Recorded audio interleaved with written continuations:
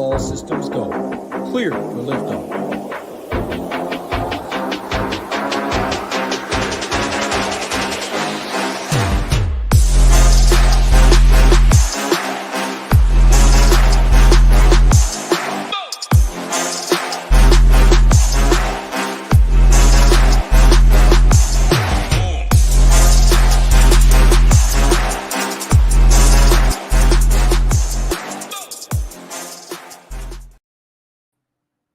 What's up, everybody? Big Marley 3 from SHIPIT Nation here to break down the Week 12 NFL Afternoon Slate for you guys.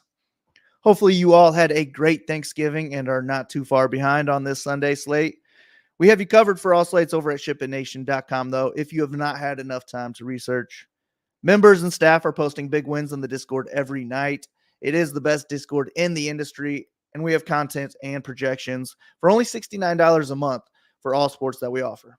Go sign up and get in on these big wins. Once you do sign up, you will get access to this 4-hour educational video from our guys Hoop and Tambo. They are two of the best in the industry, and they're giving away all their secrets in this 4-hour video. Hoop talks about winning the Millie Maker last year, and Tambo crushes qualifiers and live finals, so he talks about his strategies for those. And they also launched a 2-hour NBA course to learn from as well, so there is no better time to sign up. You get all sports for just one price. All right, let's jump into this 4-game afternoon slate.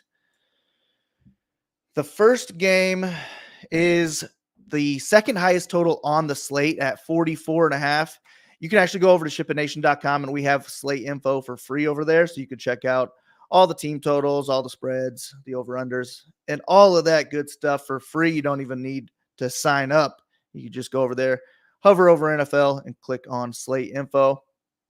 That's free every week, but the Cardinals are 1-point home favorites in this one, and there are lots of pieces that we can use from this game. Cooper Kupp was hurt last week, but he is in this week, and I just don't really trust that he's fully healthy, especially at $8K. I'm not trying to pay that price tag, so I might end up avoiding him, and that also makes me like Matthew Stafford less this week. However, if I am going to use a Matthew Stafford lineup, I would lock in one of Cooper Kupp or Puka Nacua on that team. And then I think we could toss in a Tutu Atwell or a Tyler Higbee for super cheap as well if we want to, especially if you think that Kupp will be limited at all. But my favorite player on the Rams this week is going to be Kyren Williams, who should be back after practicing in full all week long. I don't know if he's going to get a full workload, but the last game that he did play was against this Arizona defense, and he rushed for 158 yards and a touchdown. I'm going to just trust that he gets the majority of the work, and he's going to be a top 2 to 3 running back on this slate for me. The Cardinals are the team I am more likely to stack up on offense, though, with Kyler Murray at a nice $6,900 price tag. And he's averaging over 20 DraftKings points in his first 2 games back. He already has 84 rushing yards in those 2 games, which is great to see. And he has scored a rushing touchdown in both games so far. But I would still want him stacked with at least 1 or 2 of his guys.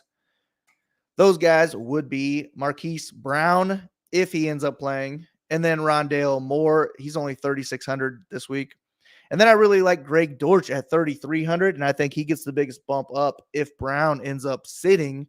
Dortch had 8 targets last week. He caught 6 of them for 78 yards. I think he'll just keep getting more involved, and he had a good connection with Kyler last year. But my favorite stack piece will be Trey McBride at tight end. He's only $4,700. He's a top tight end on this slate for me, and he is averaging 8 targets in those 2 games with Kyler.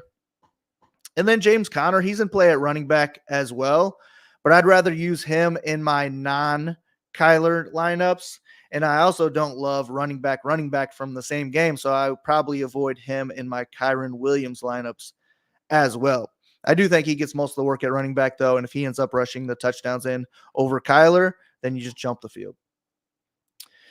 The next early start game is my least favorite, and there are only a few pieces that will make my player pool from this game. This is the lowest total on the slate at 34.5, and the Broncos are 2.5-point home favorites. I won't be using either quarterback from this game, And I also think I'm going to X out all of the wide receivers as well. I do like both defenses from this game, but that might be the only Denver spot I end up playing this week. This is a very tough matchup, so their offense just might be a complete avoid for me. And there are only a couple Browns players that are going to make my player pool. Both running backs are in play for the Browns, and they're both pretty cheap. Jerome Ford is only $5,600, and then Kareem Hunt is $4,800, and he had 6 touchdowns in the 5 games before last week, so he's not a bad pay down if we need it. And then David Njoku is very in play this week. He's only $4,100. He saw 15 targets last week. So I like him a lot at 4,100. I think he'll be lower on than McBride as well. So he's a pretty good pivot away from McBride. Those might be my 2 favorite tight ends on the slate, though, especially if I'm trying to pay up for that last game. And then the next game will be the Chiefs. This is our widest spread, with the Chiefs being 9.5-point road favorites, but they have the highest team total on the slate at 26.5. I do think Mahomes will be low owned on this slate, so I don't hate getting some of him. And if I am using him, then I would probably just auto stack him with Travis Kelce, and then maybe one of the wide receivers as well. The only 2 wide receivers I really would have any interest in would be Rashee Rice at 5,500, and then Justin Watson is the minimum $3K salary. He's getting more involved each week. He's coming off a pretty big game. I think Watson is very in play as well at 3K. And then Isaiah Pacheco is one of the best running back plays on the slate, and he has a good matchup with Jerick McKinnon out this week. I like to pair him with the Chiefs DST when I'm not stacking up Mahomes and the pass catchers. And then all of the Raiders should be low on, but for me, the only ones that'll make my player pool are Devontae Adams and Josh Jacobs.